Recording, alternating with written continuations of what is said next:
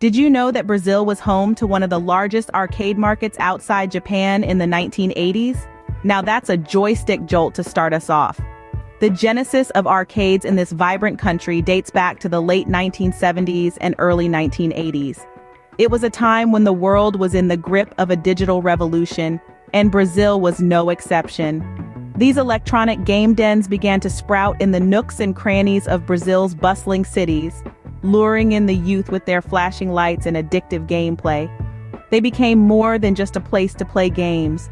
They were cultural hotspots, a haven for the young and the young at heart to escape, to compete and to connect. They were the heartbeats of the cities, pulsing with the rhythm of electronic bleeps and bloops. So began the golden era of Brazilian arcades, a time when pixels and joysticks started to define a generation. If the 80s were the golden era, the 90s were the twilight years for Brazilian arcades. This is where our story takes a turn. The 80s were a time of neon lights and the hypnotic symphony of arcade machines. It was a time when Brazilian arcades were bustling with gamers, each one eager to beat the high score on games like Enduro, River Raid, and Pac-Man. These iconic games were not just pastimes, they were a cultural phenomenon. But as the saying goes, all that glitters is not gold. The golden age of arcades in Brazil was not destined to last forever. The 90s ushered in a period of decline. The Brazilian economy was in turmoil and the government imposed crippling import taxes on arcade machines. Suddenly, these magical boxes of joy became too costly to import, and the arcades started to feel the pinch. While the economic crisis and high import taxes were significant factors, they were not the only culprits behind the decline of arcades. The rise of home gaming consoles played a critical role too. With the introduction of consoles like the Super Nintendo and the Sega Genesis, the allure of arcades began to wane. Why would gamers spend their hard-earned money on tokens when they could enjoy a similar experience in the comfort of their own homes? Suddenly, the flashing lights and electronic melodies of the arcades started to dim. The once vibrant venues became quieter, as the gamers found new battlegrounds within their living rooms. The decline was gradual, yet undeniable. As home consoles became more popular and affordable, the arcades started fading into the background, but they didn't disappear altogether.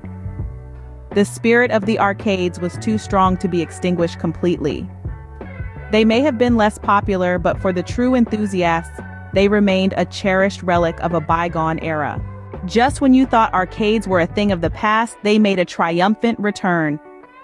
In the early 2000s, arcades in Brazil started to rise from the ashes, riding the wave of a newfound interest in rhythm games, fighting games, and dance games.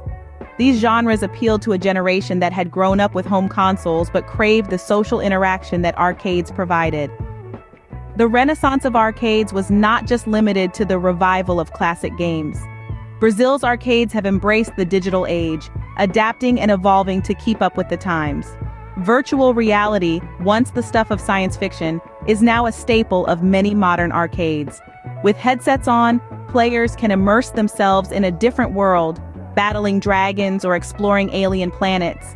It's a far cry from the pixelated ghosts of Pac-Man, but the principle is the same: captivating gameplay that keeps players coming back for more. And let's not forget esports. Competitive gaming has exploded in popularity over the past decade, and Brazilian arcades have been quick to jump on the bandwagon. Esports tournaments are now a common sight, drawing crowds of spectators who come to watch the best players battle it out for supremacy. From their humble beginnings to their modern iterations, Brazilian arcades have proven that they are here to stay. They've adapted, they've evolved, and most importantly, they've survived. And in this digital age, that's no small feat. So, there you have it. A joystick journey through the history of Brazilian arcades. From their humble beginnings, the golden era of thriving game rooms, to the inevitable decline and the remarkable resurgence in recent times.